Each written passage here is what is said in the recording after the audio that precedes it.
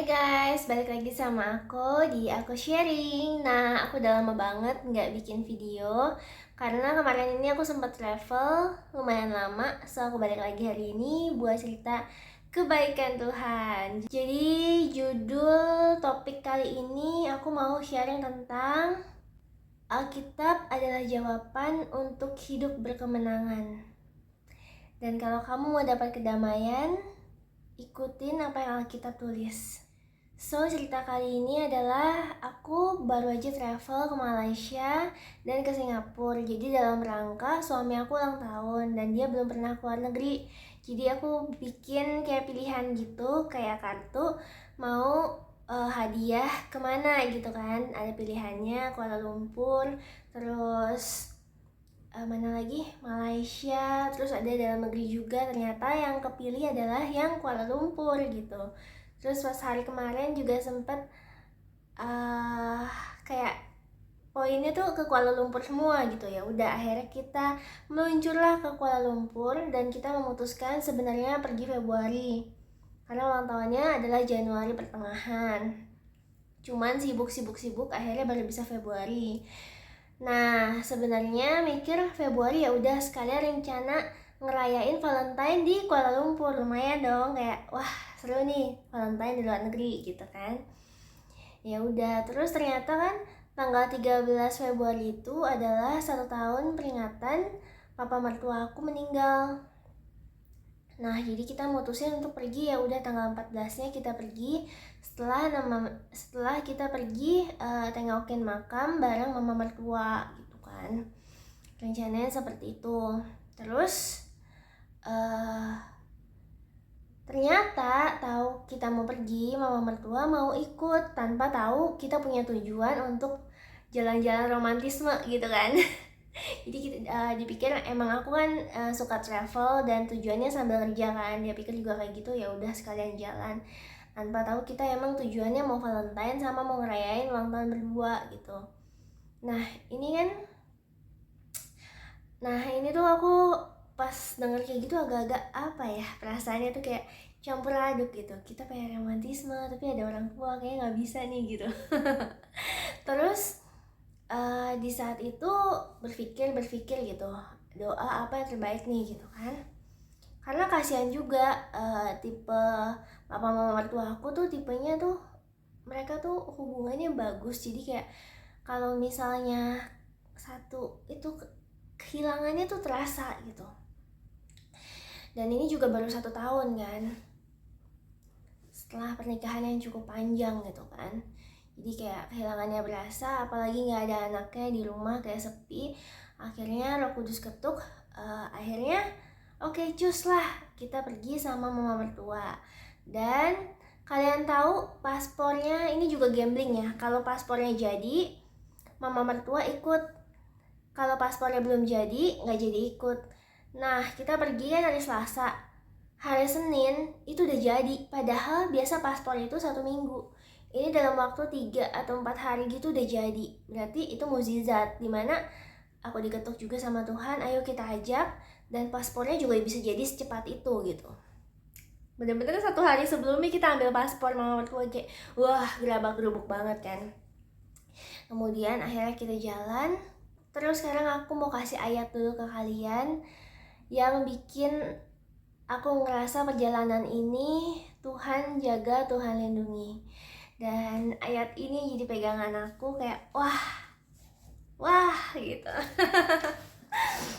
Nih, ayatnya ada di Matius 19 ayat 19. Hormatilah ayahmu dan ibumu dan kasihlah sesamamu manusia seperti dirimu sendiri. Jadi aku ingat ayat ini. Jadi pas aku ngambil keputusan aku ingat ayat ini. Kayak aku bikin pertimbangan juga aku ingat ayat ini.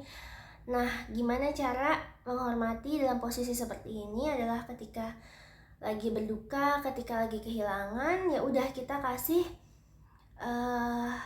ego kita turunin, keinginan kita turunin, tapi kita pilih apa yang terbaik yang bisa baik buat semua orang gitu. Sebenarnya nggak penting-penting banget ya, setiap hari juga kita romantis masalahnya.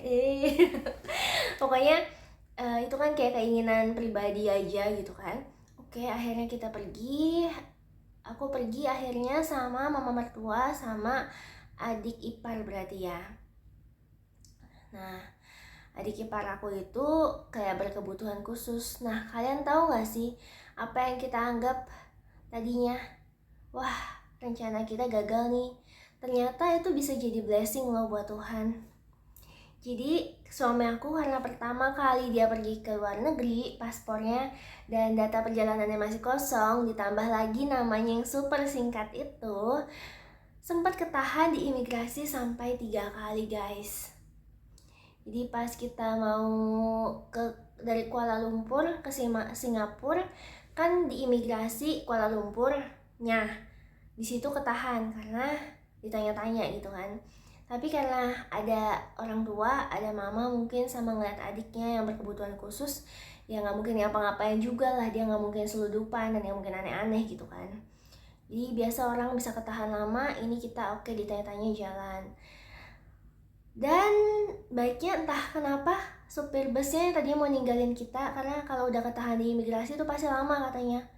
Dia bisa kasih waktu, dan kita cuma keluar dalam waktu kayak berapa menit doang, cepet banget sih menurut aku kalau misalnya ketahan gitu kan. Terus lanjut pas di Singapura dari Kuala Lumpur, habis itu pindah lagi kan ke depotnya yang udah ada di Singapura nih. Nah itu ketahan juga, ditanya lagi masalah yang sama, karena itu paspor perjalanan pertama dan rutenya biasa orang ke Singapura baru ke Kuala Lumpur. Kenapa kita Kuala Lumpur baru ke Singapura? Kayak rutenya agak beda dari orang lain gitu kan. Terus namanya, masalah nama lagi yang kependekan. Nah akhirnya ya udah, masalahnya juga sama, kita cepat lewat imigrasinya. Terus terakhir adalah masalah ketika pulang mau dari Singapura ke Indonesia pas masih di Singapurnya. Nah itu ketahannya lagi-lagi cuman suami aku yang ketahan. Jadi kayak benar-benar dia 3 kali ketahan. Yang terakhir ini adalah karena dia salah masukin nama dia, karena namanya kan pendek banget, terus dia kemasukan nama email dia. Terus orangnya ngelihat kita pergi sama siapa, sama orang tua gitu kan. Jadi kayak ya udahlah, nggak mungkin dia seludupan intinya gitu kan, nggak mungkin dia ada maksud macem-macem gitu. Dan mungkin kalau lain kali nggak bisa gitu, cuman ini mungkin blessing dari Tuhan ya, karena kita hormat sama orang tua gitu kan. Ya udah itu yang pertama. Itu adalah menurut aku blessing yang pertama. Blessing yang kedua adalah, jadi pas ke Kuala Lumpur itu aku pengen banget untuk naik ke gua yang ada temple yang ada di Batu Cave. Terus pas kita nyampe Batu Cave itu yang ada di Kuala Lumpur, itu posisinya masih belum hujan. Sampai sana setelah foto-foto segala macam di bagian bawah, mulai gerimis nih. Aduh gitu kan. Aduh, tapi masih bisa tembus gitu kan untuk naik tangga ke tengah. Dari yang tangga yang warna-warni itu masih bisa naik ke atas gitu kan. Tapi suami aku sama mama mertua aku nggak mau, karena mama mertua aku takut licin kan, takut apalagi bawa anak yang berkebutuhan gitu kan, takut sampai jatuh gitu kan. Kalau misalnya nggak licin masih nggak apa-apa, cuma karena ini hujan, bekas hujan licin.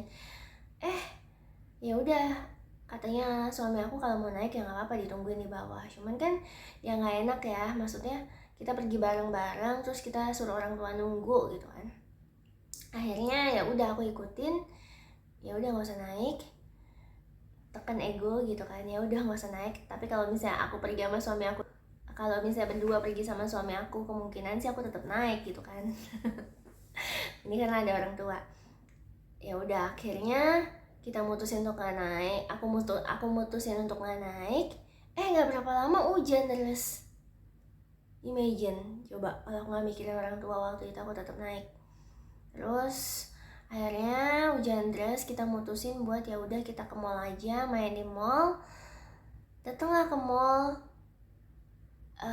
Pas lagi nyampe mall tuh hujannya mulai reda lagi gitu kan. Ya agak kesel-kesel lagi sih. Ya atau gitu bisa naik gitu kan. Tapi kan mama mertua gak mau naik, sama suami juga gak mau naik, takut licin ya kan. Ya udah, kita main di mall. Pas nyampe WC mall, kita kan numpang toilet dong. Aku period dong, day one. Kalian imagine semua waktunya tepat. Kalau misalnya saat itu aku mutusin buat naik, pertama aku akan basa-basahan, kedua aku akan kayak jorok banget period day one. Aku nggak tahu, tapi karena aku tahu itu nyampe di mall yang WC-nya deket banget sama supermarket, jadi langsung aku beli pembalut. Saat itu juga imagine kayak, oh my god, Tuhan begitu baik. Ketika kita ngikutin apa yang Alkitab tulis, Tuhan begitu baik. Ini konteksnya masih yang tadi ya. Aku pengen bacain kalian ayat secara keseluruhannya ya. Jadi ini konteksnya tuh kenapa ada ayat ini tentang orang muda kaya nanya sama Yesus. Ada seorang datang kepada Yesus dan berkata, "Guru, perbuatan baik apakah yang harus kuperbuat untuk memperoleh hidup yang kekal?" Jawab Yesus, "Apakah sebabnya engkau bertanya kepada aku tentang apa yang baik? Hanya satu yang baik. Tetapi jikalau engkau ingin masuk ke dalam hidup, turutilah segala perintah Allah." Kata orang itu kepadanya, "Perintah yang mana?" Kata Yesus, "Jangan membunuh, jangan berzinah, jangan mencuri, jangan mengucapkan saksi dusta, hormatilah ayahmu dan ibumu, dan kasihilah sesamamu manusia seperti dirimu sendiri." Ya kan? Hormatilah ayahmu dan ibumu, dan kasihilah sesamamu manusia seperti dirimu sendiri. Aku ingat ayat ini yang bikin aku ngambil keputusan itu, yang aku nggak tahu akhirnya itu jadi blessing buat aku. Terus aku pengen bacain secara keseluruhannya ya. Kata orang muda itu kepadanya, "Semua itu telah kuturuti, apalagi yang masih kurang?"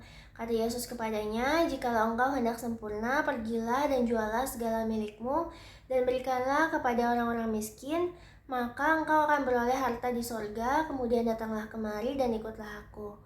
Ketika orang muda itu mendengar perkataan itu, pergilah ia dengan sedih sebab banyak hartanya. Nah, di sini aku ngelihat tentang ego atau keinginan. Itu juga yang kedua yang aku tekan ketika aku punya keinginan sendiri untuk, ya sebenarnya keinginannya tuh kayak yang gak penting-penting banget ya, cuma kayak romantisme. Ya sebenarnya faktor prioritasnya itu masih bisa diturunkan, mana yang lebih penting gitu kan. Jadi kayak aku lebih neken ke ego, dan wow, itu yang terjadi gitu di sini. Terus yang selanjutnya ayatnya, Yesus berkata kepada murid-muridnya, "Aku berkata kepadamu, sesungguhnya sukar sekali bagi seorang kaya untuk masuk ke dalam kerajaan sorga. Sekali lagi aku berkata kepadamu, lebih mudah seekor unta masuk melalui lubang jarum daripada orang kaya masuk ke dalam kerajaan Allah." Ketika murid-murid mendengar itu, sangat gemparlah mereka dan berkata, "Jika demikian, siapakah yang dapat diselamatkan?" Yesus memandang mereka dan berkata, "Bagi manusia hal ini tidak mungkin, tetapi bagi Allah segala sesuatu mungkin." Kita semua pasti mau ya selamat, masuk surga, gak masuk neraka. Nah, kita masih ngikutin, yang aku tahu kita masih ngikutin Alkitab ini supaya kita bisa selamat gitu kan. Ya, ditulis sendiri kan, sulit gitu untuk ikutin hikmat, untuk dapat hikmat, untuk ikut Roh Kudus apa yang Tuhan mau. Tapi segala sesuatu mungkin bagi Allah gitu. Jadi gimana cara supaya kita hidup berkemenangan, terus penuh damai, pokoknya hidup kita kayaknya hidup serem banget gitu kan. Tapi kita bisa ngejalaninnya oke-oke aja, kayaknya masih aman-aman aja gitu kan. Ya kuncinya itu kita harus punya hubungan yang dekat sama Allah, dan kita harus carilah dahulu kerajaan Allah, maka semuanya akan ditambahkan kepadamu. Nah, kuncinya itu kita harus percaya penuh sama Allah, dan cara kita percaya penuh, kita ikutin apa yang kita tulis, firman-Nya kita jalanin gitu. Soalnya ada satu ayat selalu yang jadi pegangan aku di Roma 8 ayat 28. Kita tahu sekarang bahwa Allah turut bekerja dalam segala sesuatu untuk mendatangkan kebaikan bagi mereka yang mengasihi Dia, yaitu bagi mereka yang terpanggil sesuai dengan rencana Allah. Semua orang punya rencana Allah dalam hidupnya, pasti terpanggil, dan itu entah kita mau untuk melangkah atau kita keras hati.